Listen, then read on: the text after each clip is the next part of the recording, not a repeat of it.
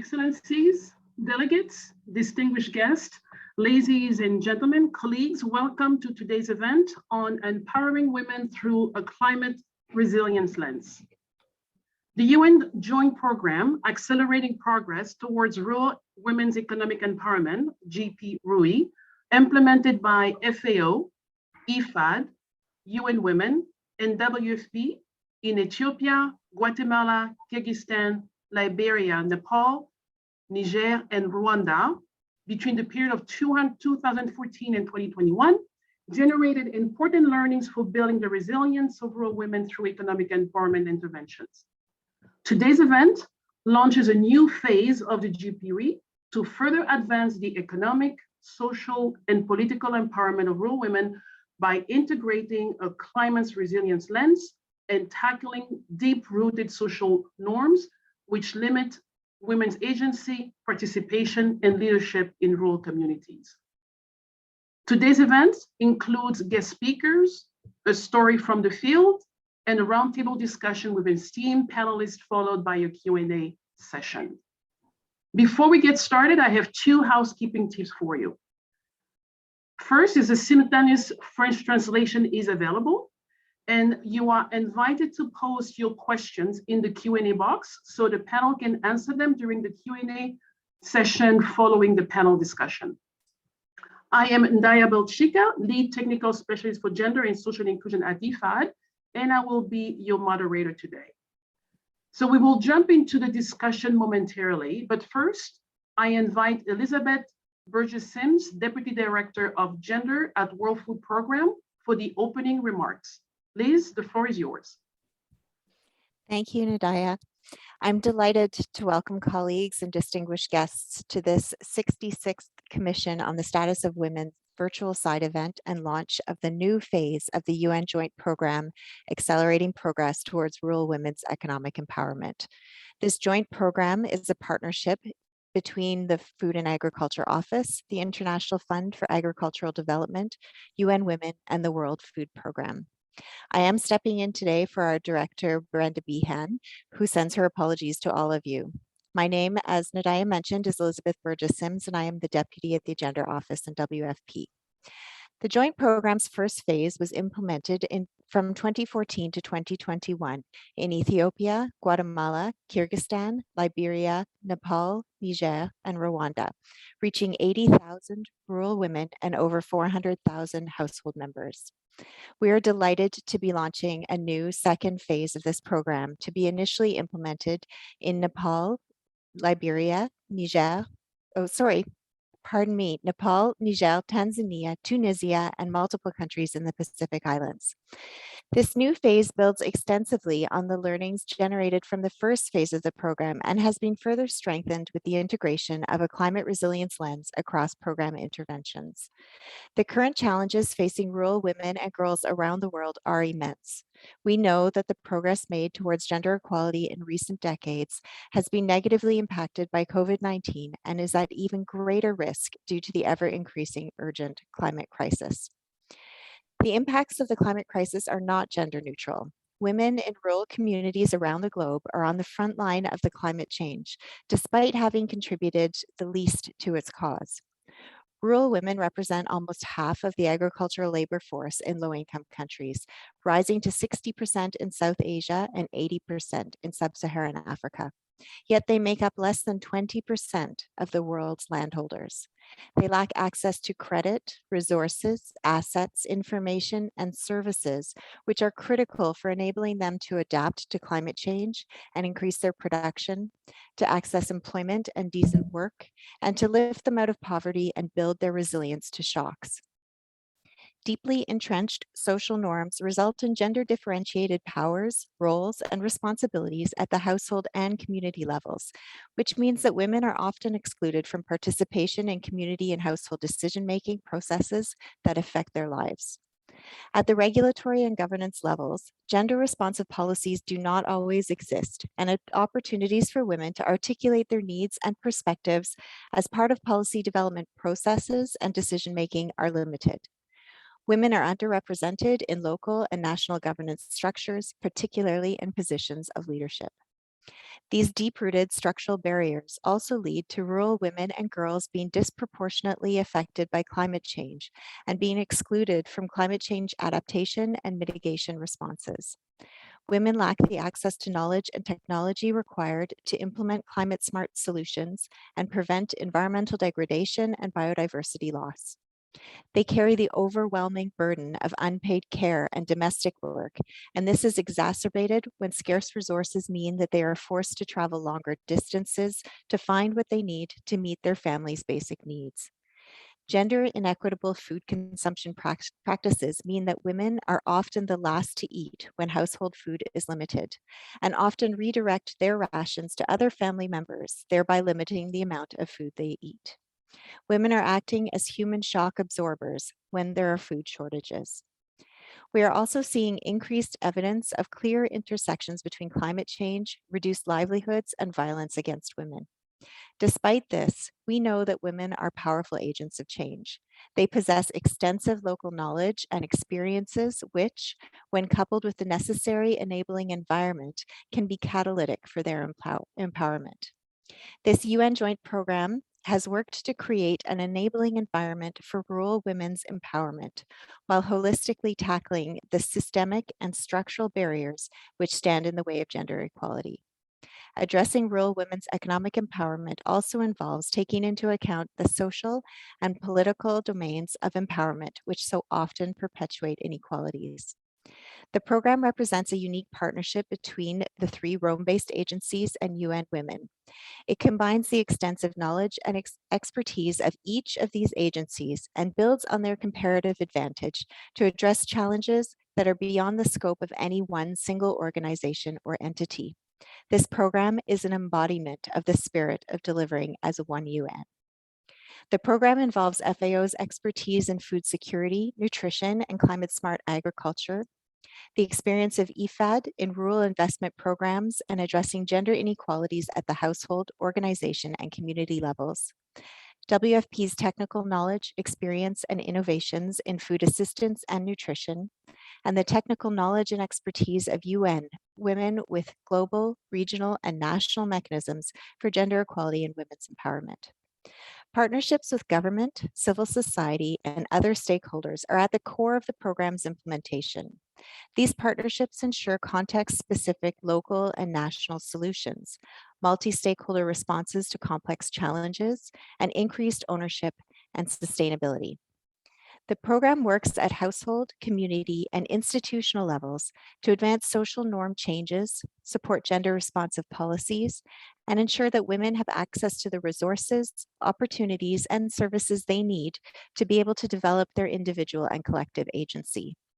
This includes climate-smart information and technology, increasing rural women's digital access and access to financial services, working with actors to develop gender-sensitive value chains, and ensuring women have access to decent work opportunities. It also involves bringing women into positions of leadership and ensuring their voices are heard in local and national platforms. In the first phase, women realized significant increases in production, incomes, and savings, as well as increased empowerment and household gender parity, as shown by the end-line assessments. This new phase enables us to build on the learning generated to date, to apply good practice in holistic partnership programming, and to strengthen our climate-smart responses while contributing to the evidence base on rural women's economic empowerment. We are extremely grateful to our partners, Norway and Sweden, who have supported this program from the start and whose continued support has enabled this new and highly relevant second phase. We hope that more partners will come on board to enable the further scale up of this program, with additional countries having been identified for further partnership. With thanks and in anticipation of the discussion here today, I hand back to you, Ndaya. Thank you.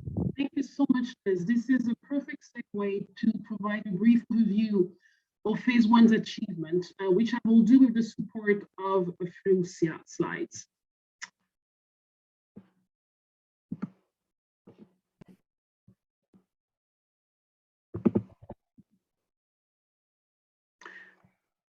Thank you very much. So, as Liz had mentioned, phase one was instrumental in the way that it provided a lot of learnings, but it's also important to recognize that design on the eve of the Sustainable Development Framework, the GPRE, was found by the terminal evaluation to be highly relevant to the 2030 agenda and aligned to 9 of the 17 SDGs. Next one, please. The GPRE phase one was implemented in 7 countries, as you can see at the top, over the period of 2014 to 2021, and reached approximately 80,000 direct project participants. Next, please. As mentioned also, the GPRE builds on the competitive advantage of each implementing agency and delivered strong results under each of the 4 related outcomes of phase one.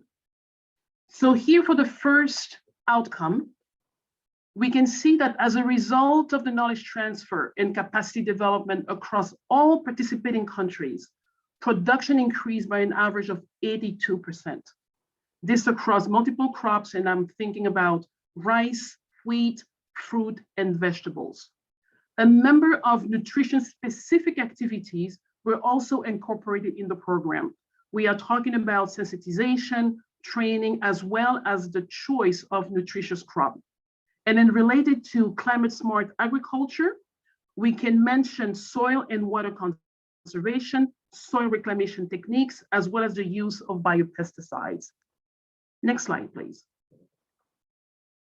For outcome number 2, we can see that roughly thousands of women participated in income generation activities. And this has created over 3.5 million of sales and over $1.9 million through savings and loans across the 7 countries over the course of the program. And it's important here to realize that not all project participants were focusing on the same activities, and the focus of the program is on very poor households, very poor and vulnerable households. Next slide, please. The third outcome is related to enhanced leadership and participation. And we see that the level of women's participation and leadership in the community also increased, with an average of 77% of the protest organizations were led by women. Women were also brought into position of leadership within wider areas of governments. For instance, in Kyrgyzstan, there was acceptance of women's political participation and leadership, with 44 women elected as local councillor to the local government. This contributed to bring women's need and perspective to the forefront of policy debate within the communities. Next, please. Related to meeting or to enabling a supportive environment, the program worked with participating government in all of the countries to support the development of gender-sensitive policy and legislation, including some notable milestones, such as the first gender equality strategy for the Ministry of Agriculture in Guatemala, and support to the passing of the Land Right Bill in Liberia. Next slide, please.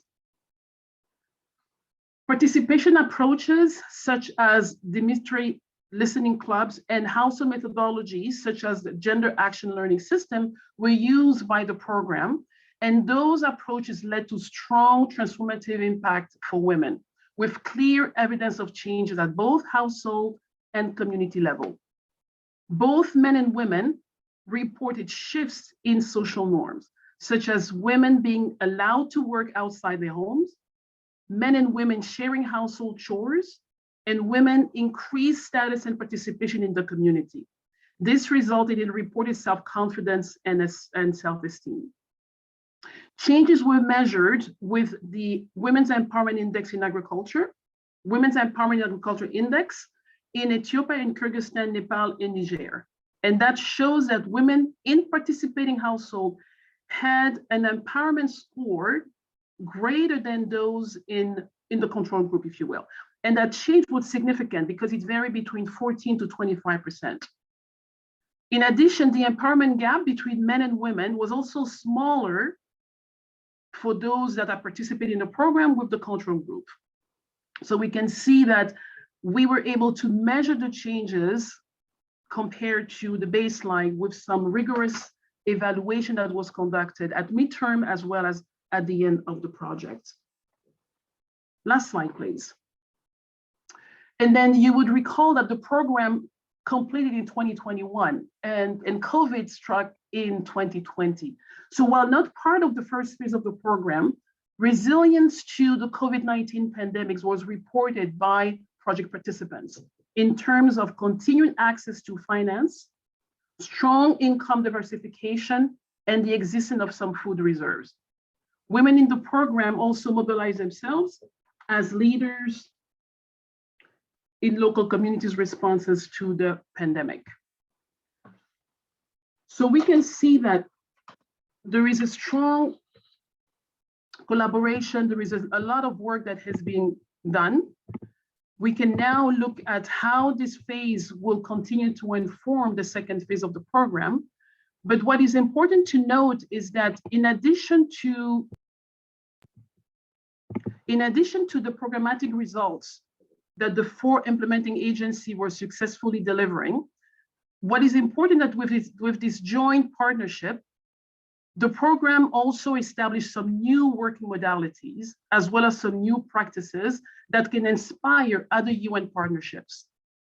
The lessons and the good practices established in the first phase, such as incorporating resilience lens across the program, ensuring strategies for engaging both men and boys, applying gender transformative approaches with local government as well as rural household, and establishing uniform M&E system from the beginning and across all projects, to just name a few. Those were incorporated in the design now to strengthen the second phase that we are launching today. Before we go to the much anticipated panel discussion, we have something very special for you today. We want you to listen to 49 years old Nasira Khartoum, a rural woman from Nepal, because she shares her experience and her perspective on the intervention used by the GPRE in Nepal that tackles some of the barriers to gender equality and women's empowerment, which led to the improvement of outcome for rural women. Let's take a listen.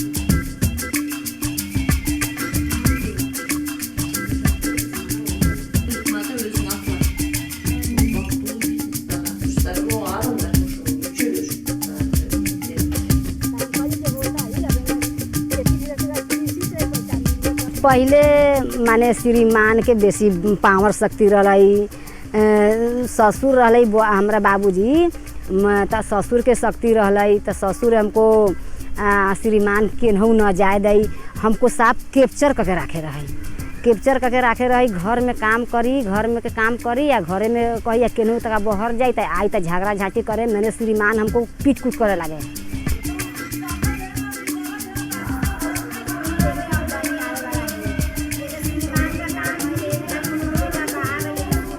तू कहाँ गए रहे है हमको फलना आदमी कही के फलनावा लिए चिल्लावा नहीं रहे तो हमको पीट कूट करे तो हम रो कान के हम अपने व्यवस्था में रह जाइए माने अब हम जब में बहर गेली तालीम में 2 बेर एक पटक के कहो 2 पटक हम तालीम में गेली तालीम में से आए तो समूचे बात हम अपने वास्तवी में हम अपने श्रीमान को समझाएं बुझाएं जे ए लेखा कर जे एंगतिया होता एका करिया तो ये व्यवहार चलता बढ़िया अच्छा रहता 1 रुपया हाथ में रहता कोनो ली हाथ फैलावे न जाइए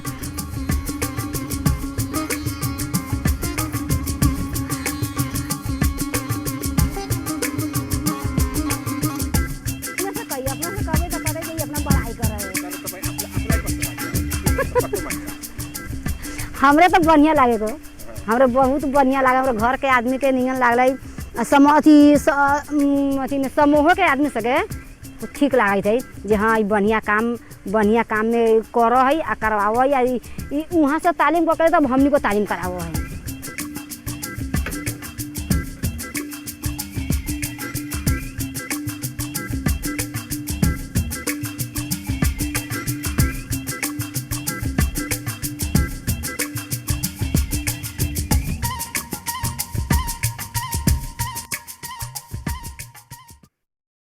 Thank you so much.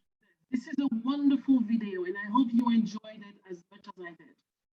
Nasira cartoon experience is not unique, and we'll hear more about that during our panel discussion. But before that, it is my great pleasure to introduce to you 4 distinguished panelists. And I start with Astrid Tveteraas, who is the head of section for food at the Norwegian Agency for Development Corporation, Norad. She has broad experience in the areas of development cooperation, food security, and natural resources management. Ms. Tveteraas has previously worked on these issues in civil society organizations, such as the Norwegian Refugee Council and the Drylands Coordination Group. Welcome, Astrid. Thank you so much, Ndaya, and thank you so much for providing me with this opportunity to talk about the importance of addressing climate change to empower rural women. Thank you. And I would like now to turn and introduce Lotta Sylwander, who is currently the lead policy specialist for gender at Sida. Lotta's professional focus has been gender issues, participatory methods, HIV/AIDS, child rights, and overall management. She has held various positions in Zimbabwe, South Africa, and as a consultant mainly doing gender analysis for Sida. For the past 15 years, Lotta has been UNICEF country representative in Zambia, Vietnam, Philippines, and Ukraine.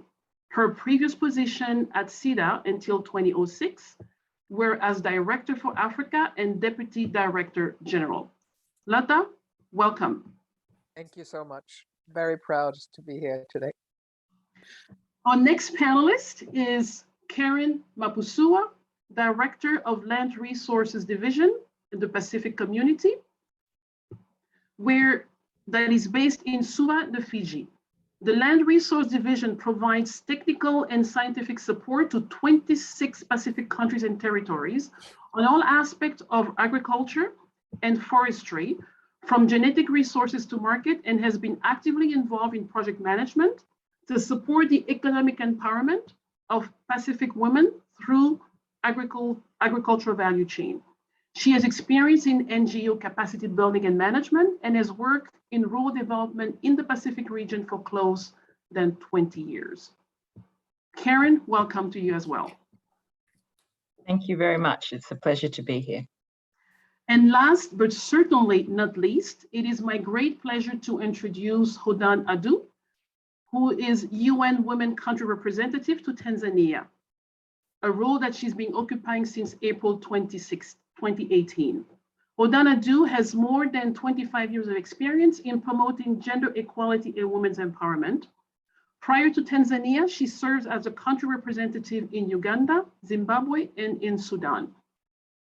She's also held senior policy advisor as well as country and regional program coordination positions in East, Central, and Southern Africa, as well as in headquarters in New York. Welcome to you as well, Hodan. And again, welcome to the 4 of you. Thank you. It's a pleasure to represent the 4 agencies here in Tanzania. Excellent. So let me start with you, Astrid.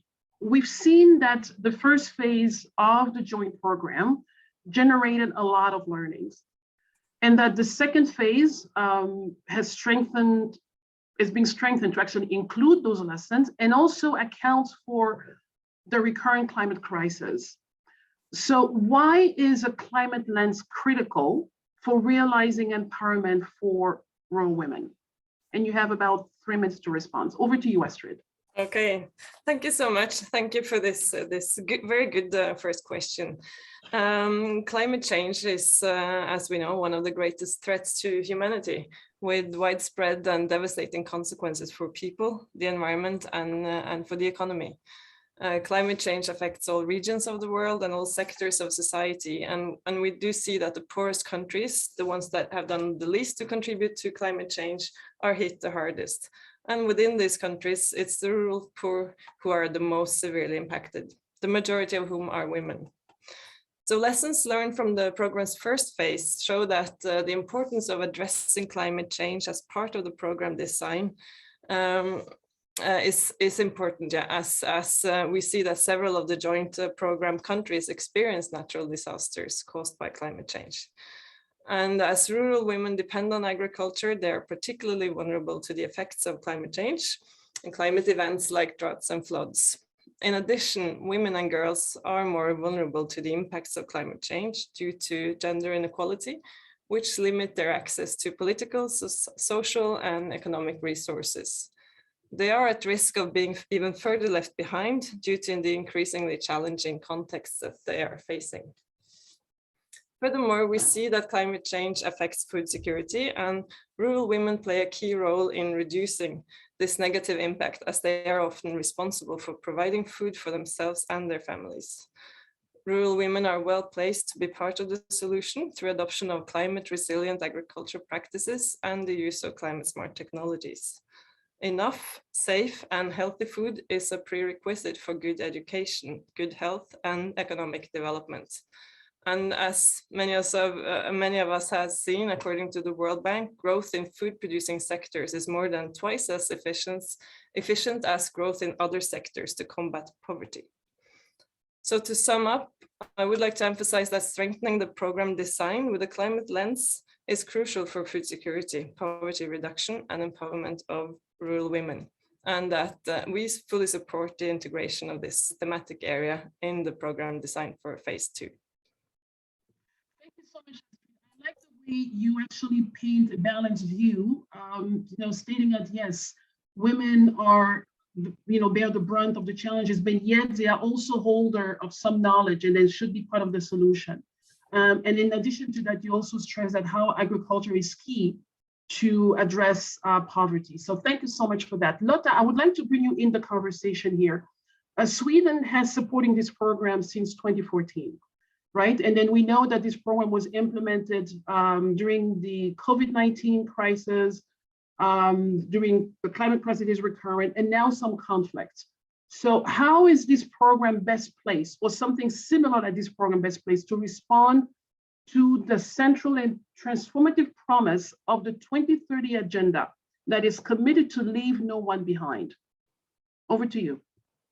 Thank you so much. Well, now we know that from the program and also from experience generally, that rural women are really key agents for achieving the transformational economic, environmental, and social changes that are required for sustainable development. And this is both at the individual, the household, and the community level. And we have this evidence from phase 1 of the joint program. And we also know that women are at the forefront of adaptation to climate change. They lead local communities in the resilience, in the response, and the adaptation. However, this development is often hindered by, for example, social norms, traditional beliefs, and power dynamics in communities and households. And even legislation and national policies can hinder women from actually being involved in this development. So gender-sensitive policy development is crucial, to answer your question, and has to be done in parallel to local action. And we've been talking about the local action. So in an integrated and inclusive participation of everyone in society or the community, this can happen. And in order to change the underlying and systemic barriers to women's economic empowerment, limited by social norms, the whole society, women, men, girls, and boys, need to work on this together. And furthermore, this development cannot happen without an inclusive approach. this means really taking an intersectional approach to economic empowerment. So not sectors by sector, but actually merging those sectors and working together. We have to have the knowledge and the understanding of women's and men's roles in these different sectors of the community. Women, or men for that matter, are not a homogeneous group. And we need to pay attention to that fact. We also need to pay attention to race, to class, to physical abilities, to ethnicity, to gender identities, to sexuality, age, etc. These all matter for how people are acting and reacting. And social norms are one of the main barriers to WE. And we can also claim that climate change is a major obstacle to women's empowerment, economic empowerment. Changing the social norms in the long term is probably one of the most difficult and ambitious things a program can have and do. And when the environment is falling apart because of climate change, for example, it's easy to ignore efforts to empower women. And hence the process and the struggle for women's economic empowerment has to go hand in hand with climate adaptation and resilience. Otherwise, it can disappear. The tools developed and used by the joint program, such as the gender action learning system that we saw in the video, the Demeter clubs and community conversations, have proven to be impactful in changing attitudes and social norms and supporting climate change adaptation. So we strongly welcome the inclusion of gender transformative approaches as a cross-cutting lens in this new phase of the program. Thank you, Lotta. Let me, if I just want to challenge you just a little bit, right? So you talk about gender transformation and some of the gender transformative approaches. You really stress the intersectionality, and you defined it in your answer, talking about the different dimensions of social vulnerability. And you also talked about how it's important to look at the household, community, and institutional level with the policy, right? But why this program? You mentioned a little bit, but why this program specifically? In less than a minute, please. I think this program has taken quite a different approach, in that it has, first of all, sort of held hands with the economic empowerment and thinking about environmental adaptation technologies, and also adding to that the whole social structure thinking. That's what makes the difference of this program, in my view. Yeah, thank you so much for that. Karen, I would like to bring you in the conversation. The small island nations are more vulnerable to climate change than any other region in the world. So tell us about the experience of rural women in the Pacific Island. And the reason we are bringing you in the conversation is because under phase 2, the Pacific Islands would be regions where it will be implemented. Over to you, Karen. Thanks, Ndaya. And as Lotta just said, the gender norms are a really important part of what happens in the Pacific. And here it means that women and girls are bearing a disproportionate responsibility for domestic and care work, which limits their ability to engage in the paid workforce, which is predominantly male, but it might also mean that they miss out on things like training and capacity building around disaster risk resilience or climate adaptation, because they just don't have time to go to a meeting for a whole day or in the evening. Another factor that restricts women's participation could be that men usually attend meetings and trainings to represent the household, and that's again, the social norm and the traditional role. So while men tend to dominate in commercial agriculture, women perform a greater share of the shore-based harvesting, like collecting shellfish or non-timber forest products, also small-scale processing and subsistence farming. So again, women are disproportionately engaged in what you could describe as vulnerable employment and more impacted by economic hardship, especially if they're experiencing intimate partner violence. And unfortunately, the lifetime prevalence of that is 47% average across the Pacific Island countries, compared to a global average of only 20% in 2021. So Pacific Island countries, as you said, are some of the most vulnerable in the world to the impacts of climate change, which again can disproportionately affect women.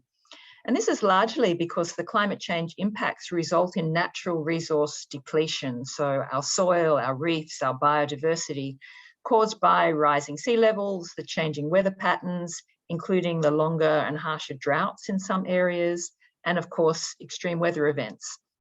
And these are directly and negatively impacting on our natural resource base, which women rely on for subsistence and livelihood needs.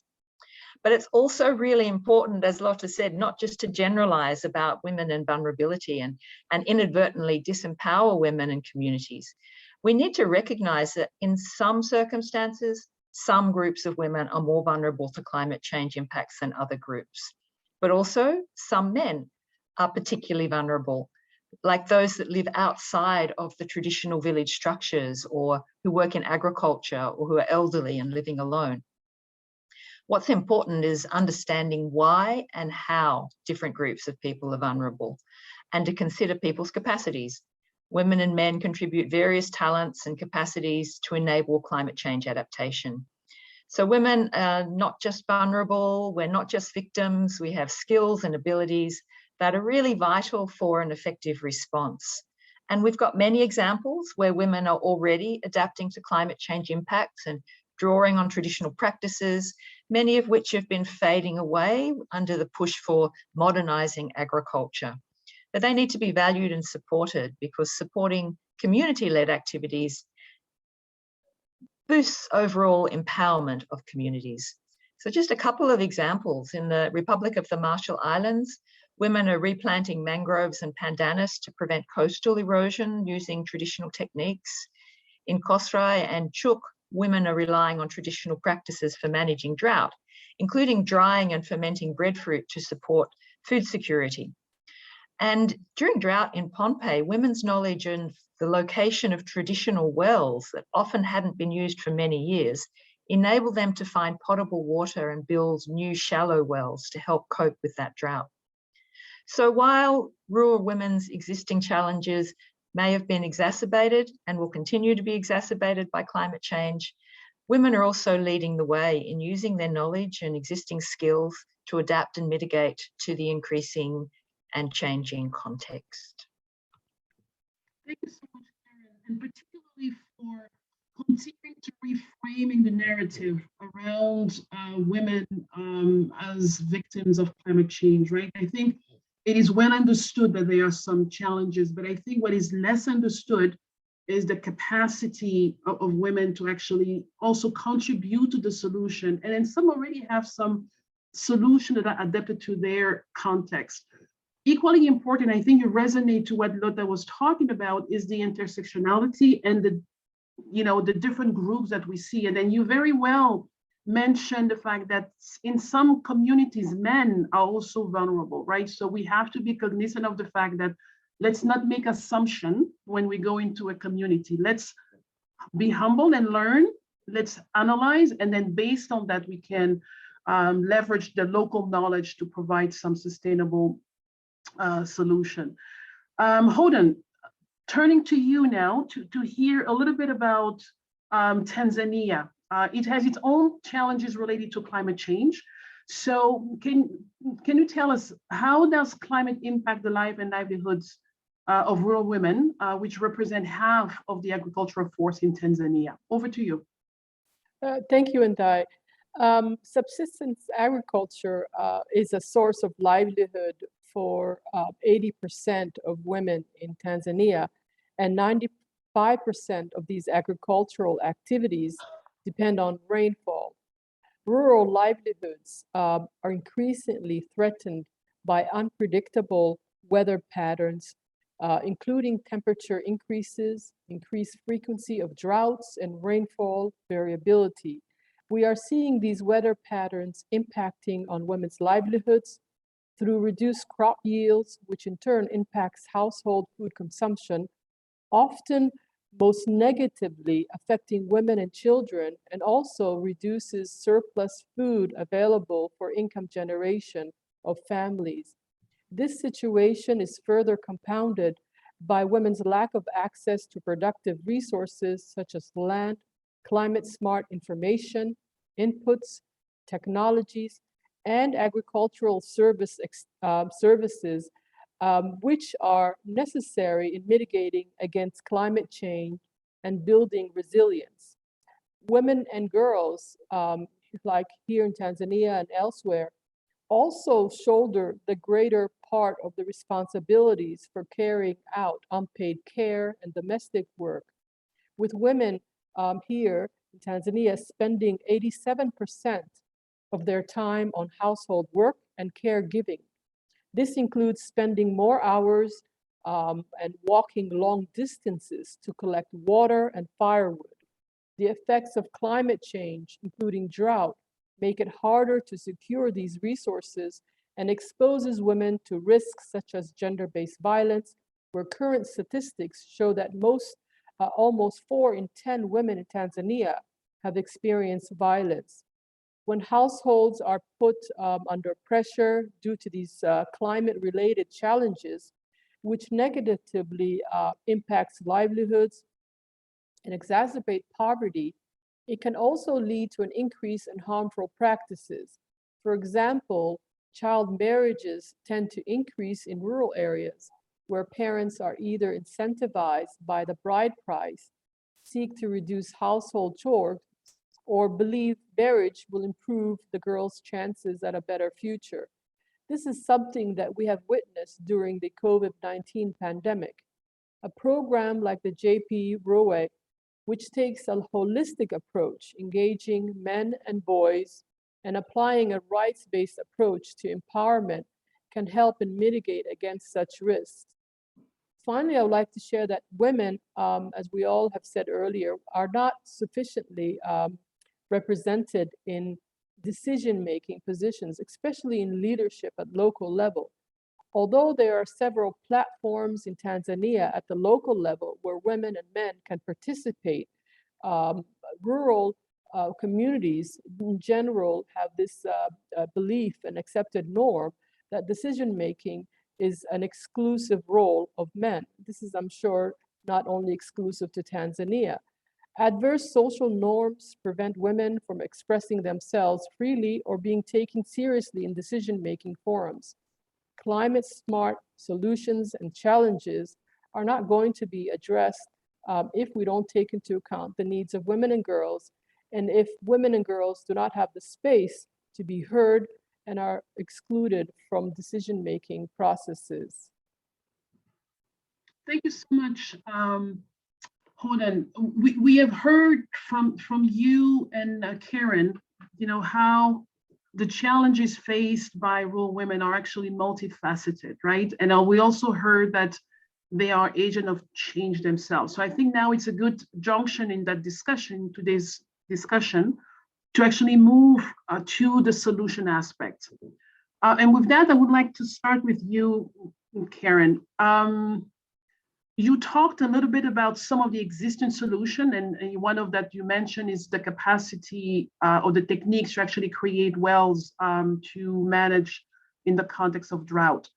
So, but what I'm asking you now is, tell us about some of the successes that you have seen when rural women are placed at the center of development or sustainable development processes.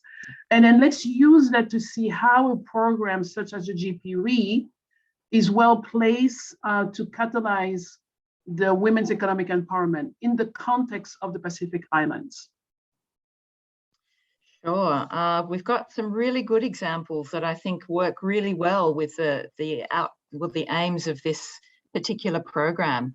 And one example are farmers groups such as the Samoa Women's Association of Growers, who are driving the advancement of women within the agricultural sector. And they speak to the need for holistic approaches to reshape the unequal power dynamics that's really rooted in this very male-dominated sector. And they cite elements from the importance of female role models to the support of men in shifting local mindsets, to really practical things like providing tools and basic skills, collective action and cooperation among women, and connection to market opportunities, as all the types of interventions that strengthen rural women-led initiatives and create an environment that's conducive for women to bring their perspective to the sector. And something that's interesting is the perspective that's coming through goes beyond the cash crop and commercial farming to embrace a more holistic approach in line with organic practices and agroecology and building climate resilience. And the JPRWE speaks perfectly to these well-proven interventions, I think. There's also some examples in the formal sector. For example, the Solomon Islands cannery sold tuna, where 80% of the workforce are rural women. Supported by the IFC, they invested in improving conditions for women employees. And this completely turned around absenteeism. But the reality is most women's employment is in the informal sector, in particular in agriculture and rural enterprise. So support to women entrepreneurs through technical and business training, seed capital, market access, digital tools like e-commerce is an essential area that the joint program could play a part in improving access to decent work and employment opportunities. And I understand that the joint program works to advance progress at the level of national policy and legislation, which is really fundamental for lasting change. And in that institutional and policy space, we've got the example of the Pacific Organic and Ethical Trade Community, which as a basis for empowering women in the organic sector, has undertaken a gender analysis of their own strategy and governance, and also the training tools that they have, such as their online policy toolkit. And from this, a women's chapter of the organisation was established. And just a short couple of years later, the gender balance of the governing board has been achieved with 50% women, from a maximum of 20% over the last 10 years. The Solomon Islands has used the revised organic policy toolkit to draft its first national organic policy, which has a really strong consideration of gender. Women are actually referenced 118 times in the policy and gender 24 times. And there's some really strong and valuable qualitative recommendations in that policy document as well. So I understand that the joint program will establish a community of practice amongst government-led projects that will guide the development of case studies and generation of evidence on challenges facing women in agriculture and examples of how these, lead to further empowerment and how these can be catalyzed for that purpose. And I think in itself, the community of practice will be a really valuable process and resource to bring women together, to talk about these issues, and to take the program forward themselves, essentially.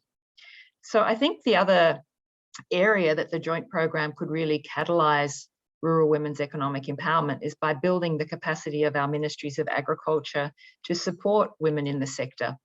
For example, through gender responsive policy development and planning tools, and by supporting access to the rich knowledge base on rural women's economic empowerment that already exists. But also by supporting local initiatives that have demonstrated success to sprout. And that might mean growing an initiative that already exists. It might mean taking the genetic material, the structure and the ideas of something that's successful to another setting and supporting its adaptation to that context to see if it will grow and multiply.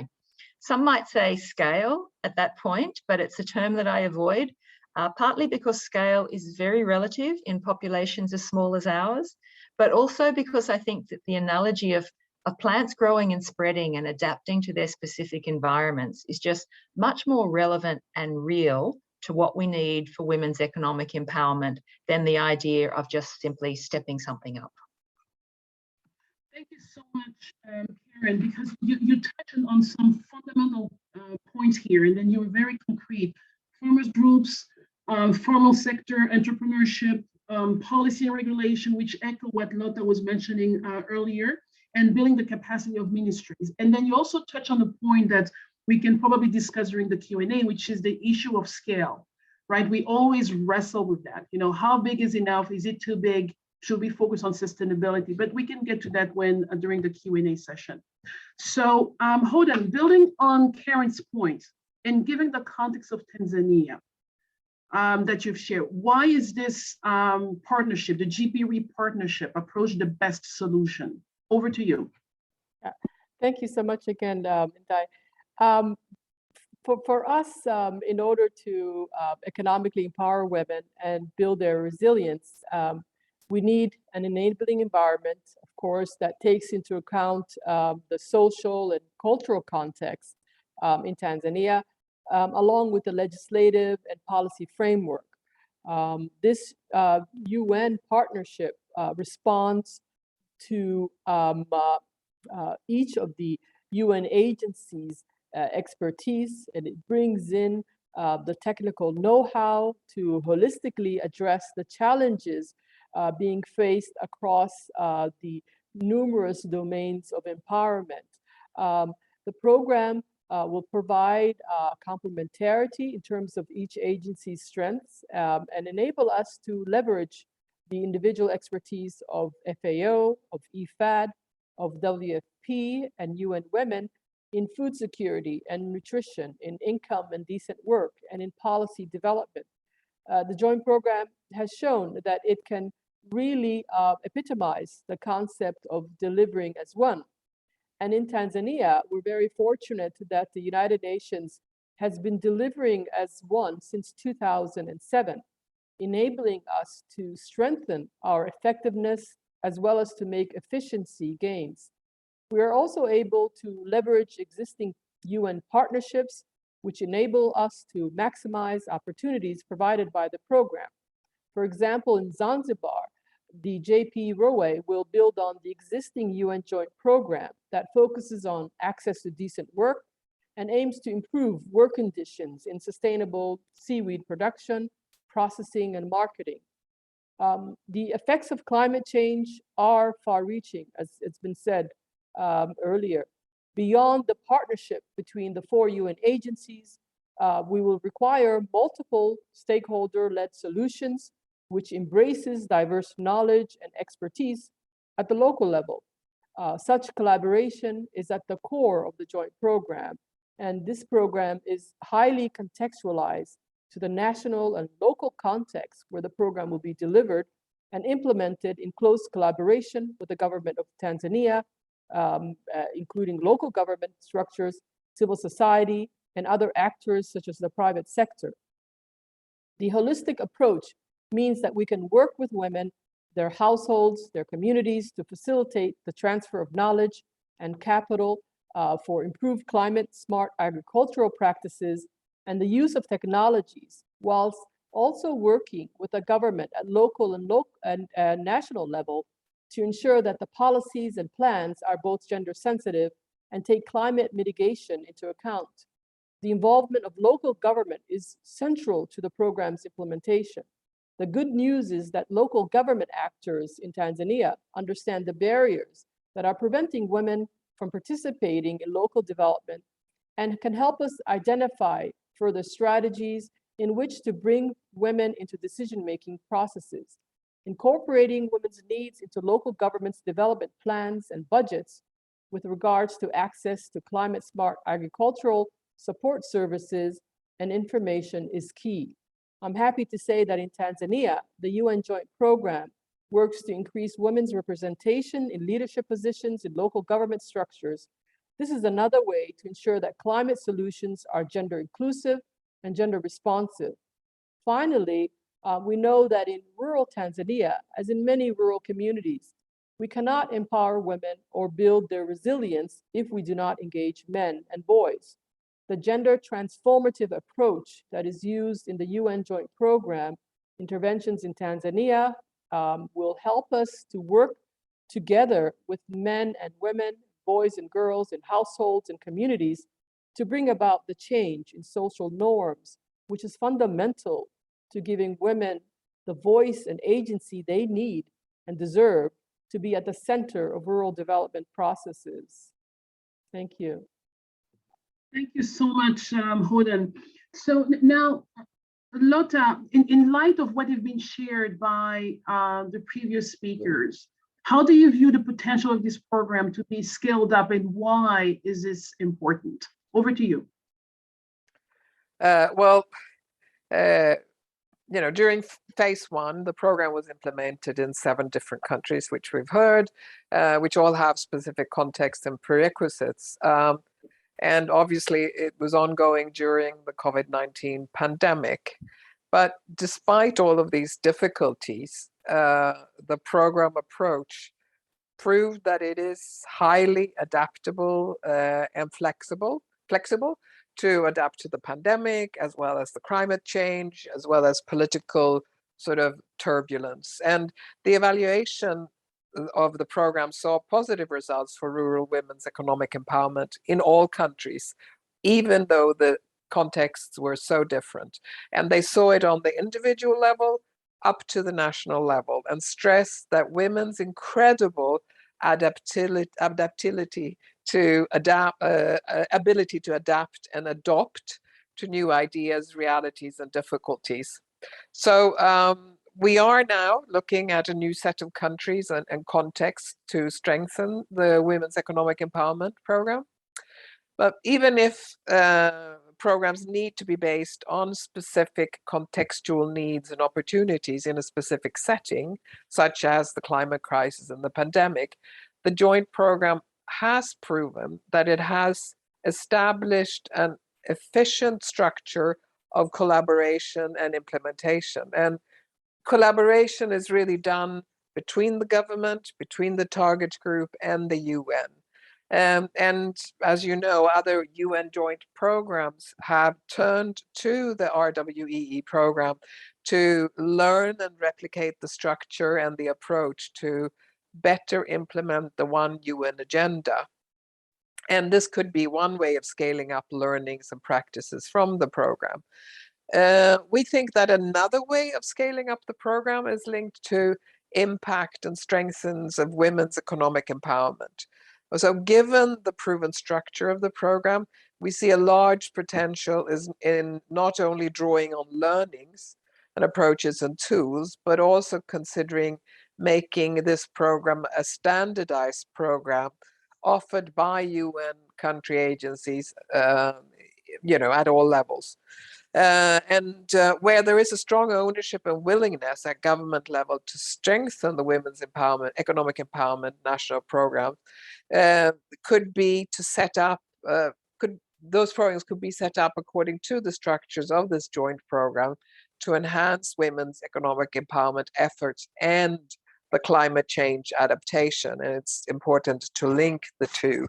So we see great potential for scaling up and having the program in several more countries. Thank you so much, Lotta, for this. A lot of food for thought here. Finally, I want to come back to you, Astrid. Norway has committed multi-annual funding for this 5 years program.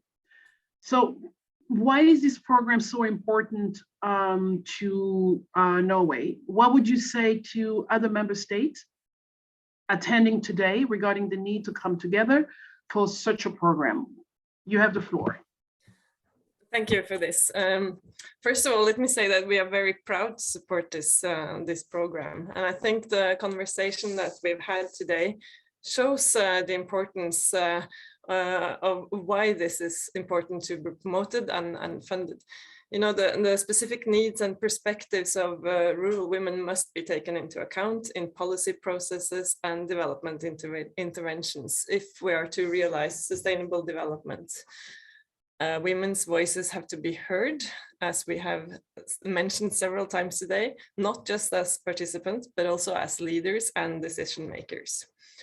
So we believe that this partnership and the holistic approach of this joint program design makes it unique, and that it is a great vehicle to improve rural women's livelihoods.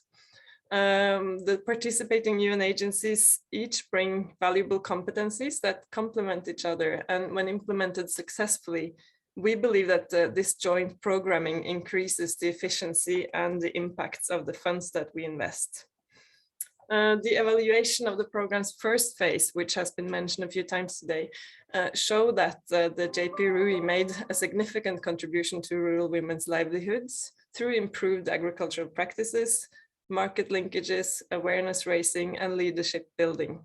We believe that the second phase is a great opportunity to apply these lessons learned to achieve systemic change. The first phase evaluation also highlighted some areas of learning for subsequent program design. It provided valuable insights, and we are pleased to see that the program for phase 2 has been designed to take this into account. The increased focus on uniform monitoring and evaluation and the global aggregation of data will help robust measurement of impact and contribute to important evidence-based learning during the second phase of the program. And another lesson from the first phase is the importance of securing funding from the onset of the program. And we encourage other donors to join us in this important effort to empower rural women. And I would also like to underline the value of multi-year funding to ensure that these transformative results can be achieved and sustained. Moreover, funding predictability is crucial to increase the efficiency of the program. So Norway has granted 150 million Norwegian kroners, which is about $17 million to the program over a period of 5 years. And this is because we view the program as a great opportunity to address gender equality, empowerment of rural women, and food security in targeted areas within our development work. And we are glad to be joined by Sweden on the donor side, and we sincerely hope that the donor base will be broadened soon, as the program will start its implementation shortly, and we see that there is great potential for further scale up. Thank you so much, Astrid. Thank you so much. Now we have a few minutes to answer some questions. And then we received quite a few actually linked to sustainability. You know, how can we ensure sustainability going forward? And I would like to pose that question to you, Lotta. Then there is a question related to the engagement of men. We would like to link that to child marriage. Let's start with those two questions for now. Sustainability, over to you, Lotta. Thank you. That in about a minute and a half, that would be fantastic. Okay. So I think, first of all, I mean, there's always the risk of killing your darlings, overfunding, not knowing when to stop, not knowing how and when to hand over, etc. So I think having a plan of both entering, especially to the new countries, but also when do we exit, and that is clear to all participants or actors of the program. I think that's essential. Another thing that I think is essential is this sort of tripartite structure of the program: the donors or the UN, the government, and other local actors, whether it is the women farmers or it is the private sector in the local community, etc. So bringing all those three or many more actors together and ensuring that they all carry the program. I think also that is why it is sustainable, because it involves all of those actors. I think policy change is fundamental to maintaining and making the program sustainable. And of course, the normative change, the change in social structures of the social norms is essential. If that doesn't happen, we heard the woman from Nepal, if people around her hadn't changed their view of what women can and can't do, she wouldn't have been able to be a part of the program and benefit so much about it. So those are the few things that I'm thinking about around sustainability. Thank you so much. Hodan, over to you. How could we, or how should we engage men? And in particular, how should we address child marriages in the program, such as a RWEE? Over to you. Yeah, thank you for that question. Definitely, the program has a very integrated approach to addressing these social issues and looking at, transformational roles, not just for the women themselves, but the communities. And definitely engaging men and boys is key to ensuring that there is success in addressing challenges such as prevention of violence against women and and really, using, having men as agents of change. And in traditional rural institutions and regions, it's important that we target traditional and religious leaders who carry a lot of influence in terms of practices and decision making, and they can help us to bring community members along this path of change that we want. So it includes, a number of initiatives over a long period of time, because, as we know, changing of social norms and practices require quite a bit of investment. So engaging in dialogues and discussions and giving the people space to listen, to discuss, to bring out key issues, even, the concepts of masculinity as it relates to communities' perceptions on violence against women, on child marriage. And I think what's also interesting is that the program is looking at also policy and enabling environment. So how do we ensure we support bringing local government, national government together to address these key issues that will have an impact on transforming lives and so forth. So engaging men through traditional structures and networks, such as community leaders, at the household level, also developing methodologies that work on intensifying and bringing women and men together, so that it's not just an exclusive discussion of men, but also making sure that we do get the perspectives and that there is an opportunity to listen and to learn and to grow together, and seeing that this collective effort is a benefit to the entire community, to the families, and to ensure that this is a holistic approach. So definitely engaging different groups is it's the best approach. And I think it's building on the practices that are there, the knowledge and information that we already have in these communities that we're engaging in, will help us to address social norms and help us to tackle barriers to women's participation and decision making.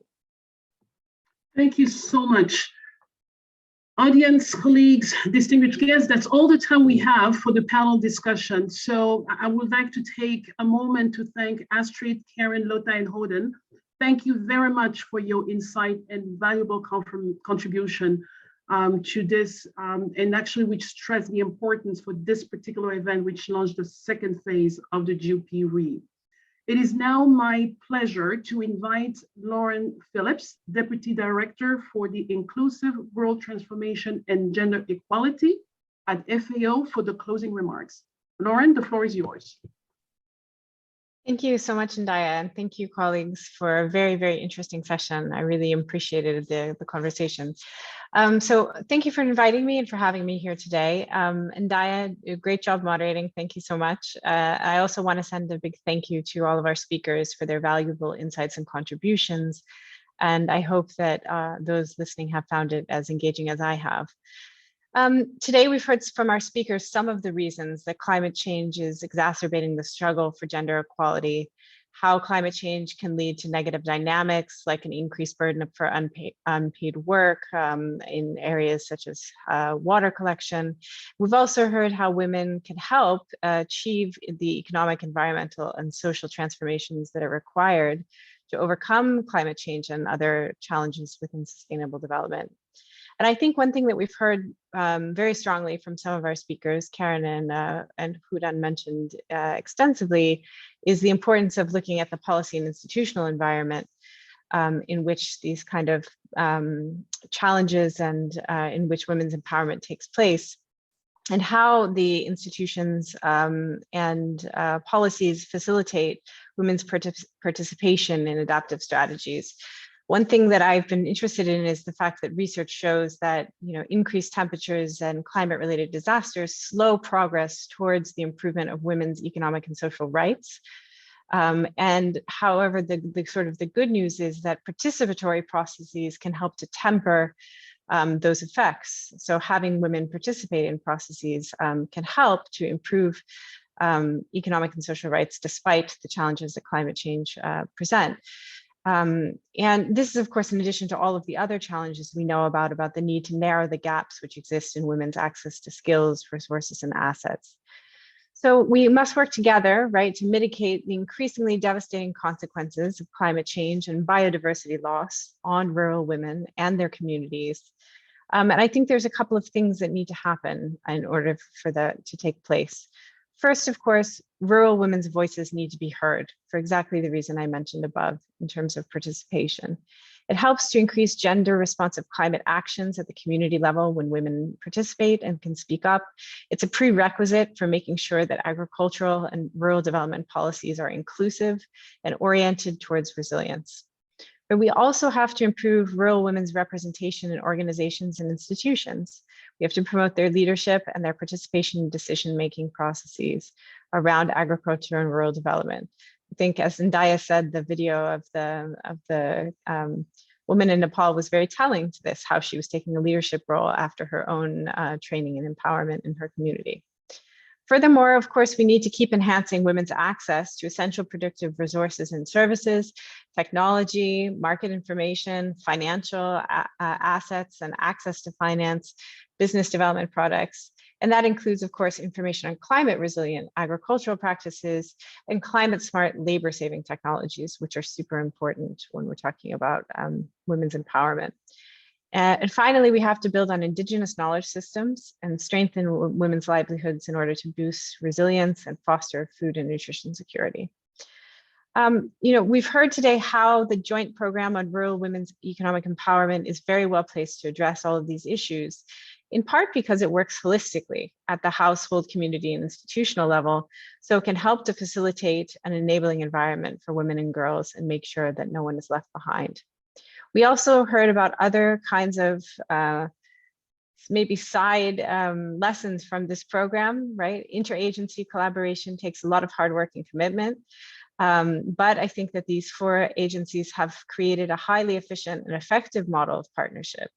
And as you heard from some of our speakers, it's acting as an example for other types of programming across the system.